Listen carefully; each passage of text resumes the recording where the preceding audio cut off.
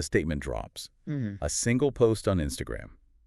And just like that, the illusion shatters. A carefully built empire of love, fame, and family, suddenly facing a public demolition. This wasn't just another breakup. This was the opening shot in a new kind of celebrity war. The war of the quiet quitting divorce. Welcome to Starscope Report. Join us as we uncover Hollywood drama, music industry shakeups, and viral influencer scandals. From red carpet surprises to social media controversies, we dive deep into the stories behind the fame. Okay, so let's get right into it. The headline that really sent shockwaves through the Nigerian entertainment scene. Nigerian stars shocked fans. Quiet quitting divorce trend revealed. It sounds dramatic, but really it's a perfect frame for what's happening. We're seeing this massive split in how stars manage the absolute chaos of a separation. It's a business decision, isn't it? For these A-listers, a divorce is basically a multi-million-dollar PR campaign. And you either fight it loudly or you make yourself disappear. So in this deep dive, we're comparing those two playbooks. You have the messy public battles on one side. And then the highly calculated, almost silent exits on the other. This quiet quitting trend. Let's start with the case that really blew the doors off this whole thing. Music legend Tubaba and actress Annie Idibia. Oh, that was something else. January 2025, Tubaba posts this statement, just out of the blue, announcing they'd separated and were filing for divorce. The shock was immediate. But the real story, the part that shows the pressure, was what happened next. He tried to walk it back. Right. The classic I was hacked defense. The go-to celebrity move. And it fell apart, what, within hours? Instantly. And then he posts again, this time in Nigerian pidgin, and he just owns it. He says, and I'm quoting here, "Nobody hacked my account.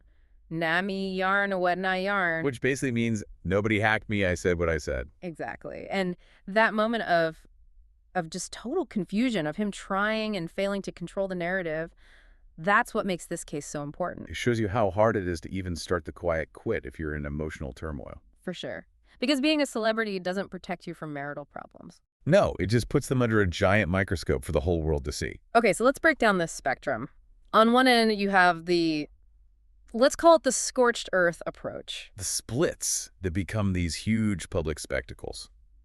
And they do real damage to reputations. I mean, look at Tiwa Savage and T-Bills back in 2016. That was a firestorm of controversy. He was making these public accusations of infidelity. And then she hits back with this incredibly raw interview alleging, drug use and emotional abuse. It was all out there. So personal. It felt like we were watching their private pain become public evidence. Then you had Tonto Dyke and Olakunle Churchill in 2017, another incredibly messy split. Accusations of domestic violence, which he denied, of course. And that one is still making headlines years later because of custody battles. Right. And even someone like Funke Akindele and JJC Skills in 22, his statement was pretty bland, just irreconcilable differences. But because they were such a power couple, professionally and personally, even that simple statement lit a fuse. These couples basically turned their separation into a reality show. Now, let's contrast all that noise with the quiet quitters. The ones who prioritized discretion.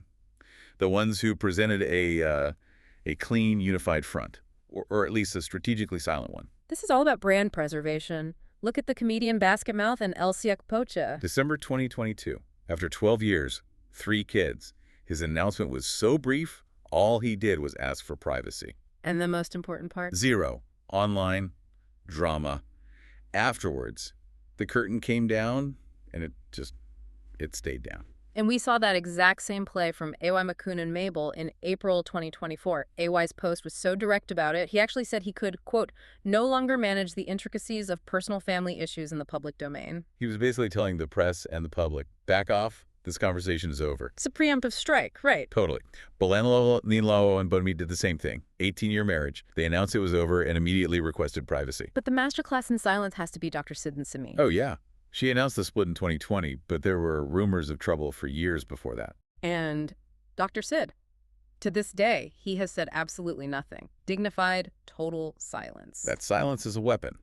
But I think the gold standard, the one the sources point to, is Moke Duncan and Jessica Kakad in 2019. That one's amazing. Their breakup was so quiet, nobody knew until a fan kind of stumbled on the news and asked about it. And Duncan just calmly confirmed, yeah, the marriage crashed a year ago.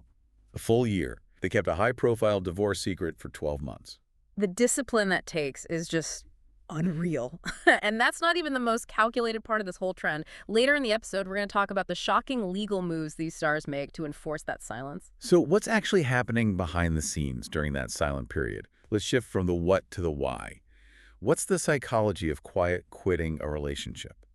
Well, psychologically, quiet quitting is when one partner has already checked out. I mean, they're emotionally gone, they're planning their life without the other person, financially, legally. Well, the other person has no idea. Exactly. They are physically there, but they have completely detached. And that's why the other partner feels so blindsided when the announcement finally comes.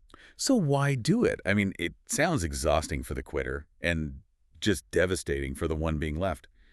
Why not just be honest? A lot of it comes down to frustration. The sources talk about a lack of relational awareness. The quiet quitter feels like they've tried to communicate their needs over and over. And the other person Mhm. just isn't getting it. Right, so they stop hoping for any improvement. And when you're a celebrity, that whole dynamic gets amplified. How so?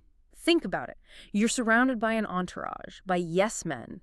It becomes almost impossible for anyone, even your spouse, to give you real, honest criticism. So that celebrity bubble actually makes things worse. Hmm. It speeds up the frustration for the partner who's planning to leave. That makes a lot of sense. It does. Then you have what's called the guilt trap.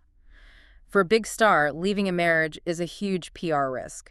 They're terrified of being seen as the bad guy. Of losing endorsement deals, of turning the public against them. Exactly. And that fear, that guilt, it leads to procrastination. So they lie, they make excuses, they just string the other person along to delay the inevitable fallout. The calculation is brand safety is more important than emotional honesty right now. Precisely. And that leads to this total lack of authenticity. The relationship starts running on assumptions, not facts. The unsuspecting partner is living in the past, relying on the public image. While the quitter is operating in this secret, separate reality, they've emotionally moved on long before any papers are filed. And while that passive approach feels easier in the moment, it's a huge contrast to the very active, very calculated PR strategy you need when you finally go public. The stakes for celebrities are astronomical. They really are. If you're seen as the one in the wrong, the cheater, the one who walked away, it can cause, and I'm quoting the sources here, immeasurable damage to their reputation and earning potential. We saw it with Heather Mills and Sir Paul McCartney. The court of public opinion can be absolutely brutal. So, if the marriage has to end, controlling that narrative becomes the #1 job. What are the main strategies A-listers use to minimize the damage? It's basically a three-pronged approach for the quiet quitters. First, you have dignified silence. The basket mouth and Dr. Sid method. Exactly. You intentionally absorb the hit. You let people speculate for a while, knowing that in the long run, you control the story by not telling one. Second is the amicable joint statement. The conscious uncoupling approach. Gwyneth Paltrow and Chris Martin made it famous. You try to frame the divorce like it's a peaceful, mutual decision, Like a corporate merger dissolving. Very clean, very professional. even if it's not. And the third, the one that holds it all together, is strict legal management. Every single public move has to be guided by a lawyer. And this is where it gets interesting, especially for Nigerian stars with global assets. A lot of these legal battles end up shifting to places like the UK or the US. Right, because they're looking for legal systems that are set up to protect international wealth. Which brings us to the big question of privacy. How do you keep it all secret when a divorce is a fact of public record? It seems impossible. It's a massive challenge. But the legal system has its loopholes. For instance, the financial details are almost always discussed in private hearings, and any evidence revealed there can't be talked about outside of court. Okay, but judges are pushing for more transparency now. Okay. Right. So if you need absolute guaranteed secrecy, what's the nuclear option? Arbitration. It's a binding process that lets you bypass the public court system entirely. You mean you don't even have to show up at a courthouse? Not at all. The two parties appoint their own private judge, usually a top-tier lawyer, and they decide where to meet. It could be a law office or, as the sources mention, a fancy West End hotel in London. No chance for paparazzi to get that shot of you walking into court. Precisely. It's the ultimate legal tool for the quiet quit. It guarantees total confidentiality on all the financial and personal details that could destroy a brand image. That makes perfect sense. If you're enjoying this deep dive into the intersection of celebrity life and legal strategy, make sure you hit that subscribe button. We've got even more stories like this ahead. But here's the problem. In the age of social media, how do you enforce that secrecy globally? Right. An order from a UK judge doesn't mean much to a blogger in the US or a viral tweet in Nigeria. Well, that's where media law comes in. In places like the UK, you can get a pre-publication injunction. To stop a story from being published. Or the most extreme version, a super injunction.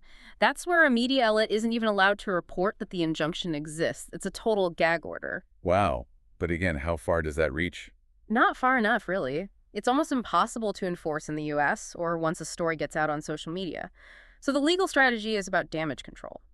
You protect yourself in the key media markets where your biggest deals are, and you accept that you can't achieve total silence. So to pull this all together, celebrity marriage problems get put under this insane magnifying glass of fame, and it forces stars to make a choice. A critical choice. You can go the messy emotional route like Tiwa Savage. You get it all out there, you feed the public's hunger for drama, but you risk torching your reputation. Or you choose the quiet quit, the calculated, brand-safe exit like basket mouth. You protect your image, but you have to endure silence and pay a fortune in legal fees to maintain it. And when you really look at it, silence emerges as the most powerful PR tool they have. Which brings us to a really fascinating final thought. Think about the former governor Adams Oshiomhole and his wife, Yara Fortes. Right. When they got married in 2015, the public was so cynical, there was this huge age gap, and everyone was watching, just waiting for the drama. You'd expect them to be a tabloid staple, especially given everything we've just talked about. And yet here we are, nearly a decade later. Their marriage has been almost completely invisible. No scandals, no dramatic interviews, no social media warfare. Which leaves us with a question for you to think about. In an age where everyone shares everything, is complete, proactive silence the only truly effective PR strategy for a high-profile marriage? Or does that kind of extreme silence just create a different kind of curiosity over time?